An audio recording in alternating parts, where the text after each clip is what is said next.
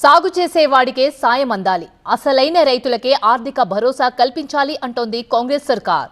రైతు భరోసా అమలుపై సలహాలు సూచనల కోసం అసెంబ్లీలో ప్రభుత్వం చర్చ పెట్టింది. ఈ సందర్భంగా హాట్ చర్చ జరిగింది. ఇందుకే రైతు భరోసా ఎప్పటి నుంచి అమలు చేస్తారు, ప్రతిపక్షాలు ఇచ్చిన సూచనలేంటి? సంక్రాంతి కానుకగా రైతులకు రొక్కం అందిస్తామని అసెంబ్లీ వేదికగా ప్రభుత్వం ప్రకటించింది. రైతు భరోసా పథకానికి సంబంధించిన విధి విధానాల ఖరారుతో పాటు నిధుల సమీకరణపై దృష్టి సారించింది ప్రభుత్వం. ఈ పథకం రూపకల్పనపై అసెంబ్లీలో చర్చ పెట్టింది. ఏ విధంగా అమలు చేయాలి, అర్హులను ఎలా ఎంపిక చేయాలి అనే దానిపై అన్ని పార్టీల సలహాలు సూచనలు తీసుకుంది ప్రభుత్వం. ఈ సందర్భంగా అసెంబ్లీలో వాడివేడి చర్చ జరిగింది. రైతు భరోసాపై ప్రభుత్వం సబ్ కమిటీ ఏర్పాటు చేసిందని మంత్రి తుమ్మల స్పష్టం చేశారు. రైతుల నుంచి అభిప్రాయాలు సేకరించి త్వరలోనే ఈ పథకాన్ని అమలు చేస్తామన్నారు మంత్రి తుమ్మల. ఇప్పటికే వివిధ మార్గాల ద్వారా అభిప్రాయాన్ని సేకరించిన గౌరవ ముఖ్యమంత్రి గారి ఆదేశాల మేరకు జనవరి నుండి అమలు చేయతలపెట్టినటువంటి రైతు భరోసాకు సంబంధించి గౌరవ సభలో సభ్యుల యొక్క అభిప్రాయాలు కూడా తీసుకొని వీటిని కూడా క్రోడీకరించుకొని భవిష్యత్తులో రైతు భరోసా యొక్క విధి విధానాలని ప్రకటించి రేపు సంక్రాంతి పండుగ నుంచి రైతు భరోసా ఇవ్వాలనేది ప్రభుత్వం యొక్క ఆలోచన. అధ్యక్ష, రైతు బంధును ఎగ్గొట్టే ఆలోచనలో ఈ ప్రభుత్వం ఉందని బీఆర్ఎస్ ఆరోపిస్తోంది. పథకం అమలు చేసే ఉద్దేశం ప్రభుత్వానికి లేదు కాబట్టి కాలయాపన చేస్తోందని బీఆర్ఎస్ అంటోంది.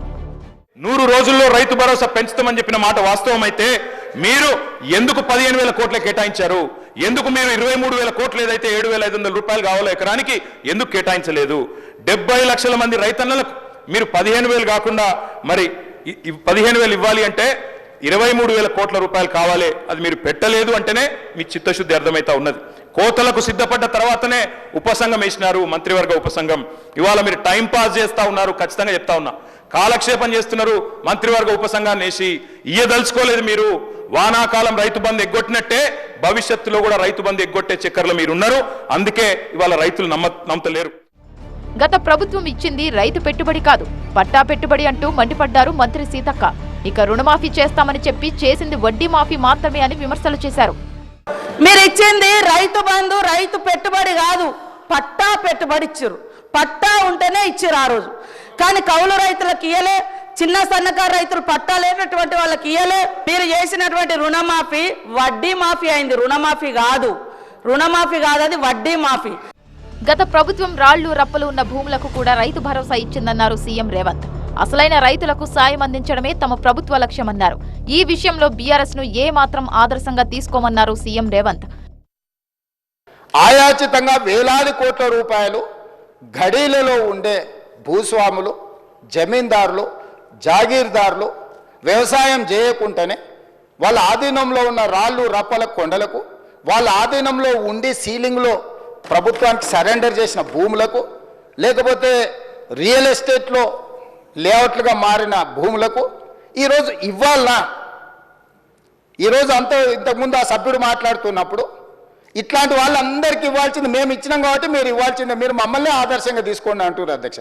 మిమ్మల్ని ఆదర్శంగా తీసుకుంటే ఈడెందుకు కూర్చుంటాం అధ్యక్ష? ఆడ కూర్చుంటాం, ఆ తర్వాత బయటకు వెళ్ళిపోతాం. రైతులకు ఎన్ని ఎకరాలు ఉన్నా ఆర్థిక సాయం చెయ్యాలని బీజేపీ కోరుతోంది. పల్లెల్లో వ్యవసాయం అంత బాగా ఏమీ లేదు, ప్రభుత్వమే రైతులను ఆదుకోవాల్సి ఉందన్నారు. లేని పక్షంలో గత ప్రభుత్వానికి వచ్చినట్టే ఈ ప్రభుత్వానికి కూడా చెడ్డ పేరు వస్తుందని బీజేపీ అభిప్రాయపడింది. మీరు ఏది ఆలోచించకుండా ఎన్ని ఎకరాలు చేసినా సరే మహా అంటే 20 ఎకరాలు 25 ఎకరాల కన్నా ఎక్కువ ఏ రైతు వ్యవసాయం చేస్తలేడు అధ్యక్ష. మహా అంటే 20 ఎకరాలు. ఆ 20 ఎకరాలు చేసే వాళ్ళు కూడా 1% ఉంటారో. ఎక్కువలైతే 5 ఎకరాలు 2 ఎకరాలు 3 ఎకరాలు ఆ రకంగానే చేస్తూ ఉన్నారు. కాబట్టి మిగతా మీకు పెద్ద సేవ అయ్యేది కూడా పెద్దగా ఏముండదు. ఈ 64,000 ఎకరాల గురించి ఆలోచించి మీరు కూడా చెడ్డ పేరు తెచ్చుకోవద్దని మీ ద్వారా ప్రభుత్వానికి విజ్ఞప్తి చేస్తా ఉన్నాను అధ్యక్ష. రైతుకు కేవలం డబ్బు ఇచ్చినంత మాత్రాన సరిపోదు, సరైన గౌరవం కూడా ఇవ్వాలన్నారు ఎమ్మెల్యే కూనంనేని సాంబశివరావు. భరోసా పేరుతో కొంత బోనస్ పేరుతో కొంత ఉండొచ్చు, కానీ గౌరవప్రదమైనటువంటి జీవితం ఆ రైతు కొడుకు కూడా పిల్లనివ్వచ్చు. రైతు అనేవాడు ఆత్మగౌరవంతో సమాజంలో అందరికంటే ఆత్మవిశ్వాసంతో ఆత్మగౌరవంతో బ్రతుకుతాడు అనేటువంటి ఒక ఎంపవర్మెంట్, ఆత్మగౌరవం ఉండే విధంగా రైతు జీవితం ఉండాలని చెప్పి ఆ విధమైన చర్యలు తీసుకోవాలని నేను కోరుతూ ఏవేవో నిబంధనలు తీసుకొచ్చి లబ్ధిదారుల సంఖ్యను తగ్గించే ప్రయత్నం జరుగుతోందని విపక్షాలు ఆరోపిస్తున్నాయి. అయితే ఇంకా ఎలాంటి నిబంధనలు ఖరారు చేయలేదని ప్రభుత్వం అంటోంది. చేయాలో ఎట్లా చేయాలో, పత్తికి ఏం చేయాలో, చెరుకు ఏం చేయాలో మీరు చెప్పండి. దాని ప్రకారంగా ప్రభుత్వం భవిష్యత్తులో నిర్ణయిస్తుందని చెప్తున్నాం. కోసే ప్రయత్నమే లేకపోతే అటు రైతు బంధు పథకానికి కోతలు పెట్టే ఉద్దేశం లేకపోతే వారు పీఎం కిసాన్ గురించి చెప్పరు అధ్యక్ష. పీఎం కిసాన్ లెక్కలు నా దగ్గర ఉన్నాయి. పీఎం కిసానే ప్రామాణికంగా తీసుకుంటే అధ్యక్ష దాదాపు 25% మంది రైతులకే వస్తుంది. ఇవ్వమంటారా వద్దంటారా మీ ఇష్టం అంటున్నా. మేము అది కోత ఇస్తాము, కోతలు విధిస్తామని మేము అందుట్లో చెప్పామా? యథాతథంగా ఉన్నట్టు ఇస్తాం, మేము కోతలు పెట్టాము అనుకుంటే చర్చ ఎందుకు ఇంకా? గత ప్రభుత్వం రైతు బంధు పేరుతో సుమారు 80,000 కోట్ల రూపాయలను రైతులకు ఇచ్చింది. అయితే వాటిల్లో చాలా వరకు నిధుల దుర్వినియోగం జరిగిందని, అర్హులు కాని వారికి కూడా డబ్బులందాయని ప్రభుత్వం చెప్తోంది. ఇప్పుడు అలా జరగకుండా సాగు చేసే రైతుకే సాయం అందించాలనే లక్ష్యంతో ముందుకు వెళ్తోంది ప్రభుత్వం.